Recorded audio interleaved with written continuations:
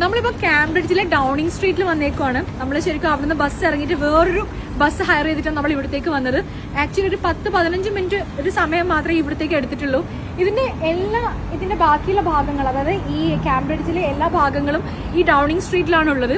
അപ്പോൾ നമ്മൾക്ക് ഇവിടെ വന്നു കഴിഞ്ഞാൽ നമുക്ക് കുറേ ചാപ്പൽസ് കാണാൻ പറ്റും. അതുപോലെ ഒരുപാട് കോളേജസ്, മെയിനായിട്ട് അറിയാം കാംബ്രിഡ്ജ് കോളേജൊക്കെ ഇവിടെയാണ് ഉള്ളത്. പിന്നെ അതുകൂടാതെ ഇവിടെ ഒരുപാട് മ്യൂസിയം ഉണ്ട്. അതായത് ആ ഒരു മ്യൂസിയത്തിലേക്കാണ് നമ്മൾ ഇപ്പോൾ പോകാൻ പോകുന്നത്. ഇപ്പോൾ ഞാൻ നിൽക്കുന്നത് ആർക്കിയോളജി ആൻഡ് ആന്ത്രപ്പോളജി മ്യൂസിയത്തിലുള്ളത്. ഇവിടുത്തെ കാഴ്ചകളാണ് നമ്മളിപ്പോൾ കാണാൻ പോകുന്നത്. അതിന്റെ തൊട്ടടുത്ത് തന്നെയാണ് നമ്മുടെ സെഡ്വിക് മ്യൂസിയം ഉള്ളത്. അതുകൂടാതെ ഇവിടെ ഒരുപാട് അട്രാക്ഷൻസ് ഉണ്ട്. ശരിക്കും പറഞ്ഞാൽ ഈ കാംബ്രിഡ്ജ് അടിപൊളി സ്ഥലമാണ്. എന്തായാലും ലണ്ടനിൽ വന്നവരാണെങ്കിലും അല്ലെങ്കിൽ ഇപ്പോൾ ഔട്ടർ നിൽക്കുന്നവരാണെങ്കിലും ഒരു പ്രാവശ്യം വിസിറ്റ് ചെയ്യേണ്ട ഒരു പ്ലേസ് ആണ് കാംബ്രിഡ്ജ്. ഇതിന്റെ കാഴ്ചകൾ നമുക്കൊന്ന് പോയി കണ്ടുവരാം.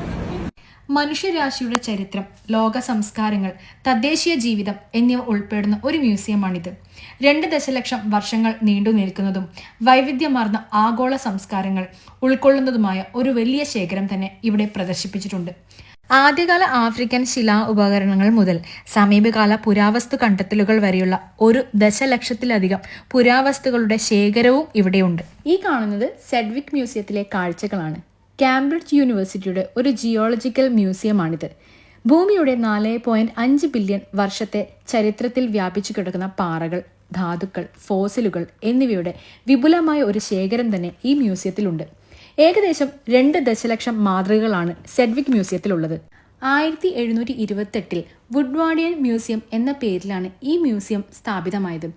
യൂണിവേഴ്സിറ്റിയുടെ മ്യൂസിയങ്ങളിൽ ഏറ്റവും പഴക്കം ചെന്ന മ്യൂസിയമാണിത്.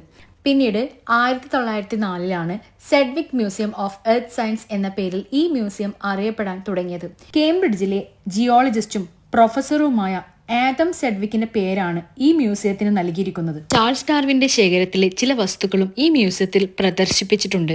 അതുപോലെ ഡിനോസറുകളുടെയും മറ്റു പുരാതന ജീവികളുടെ ഫോസിലുകളും ഇവിടെയുണ്ട്. ചാൾസ് ഡാർവിന്റെ യാത്രകളിൽ അദ്ദേഹം ശേഖരിച്ചിട്ടുള്ള ചില പ്രധാന ഫോസിലുകളും ഇവിടെ പ്രദർശിപ്പിച്ചിട്ടുണ്ട്.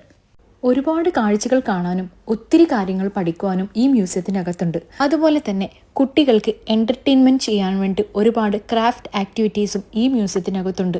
ഇതൊക്കെയാണ് ഈ മ്യൂസിയത്തിൻ്റെ കാഴ്ചകളും വിശേഷങ്ങളും.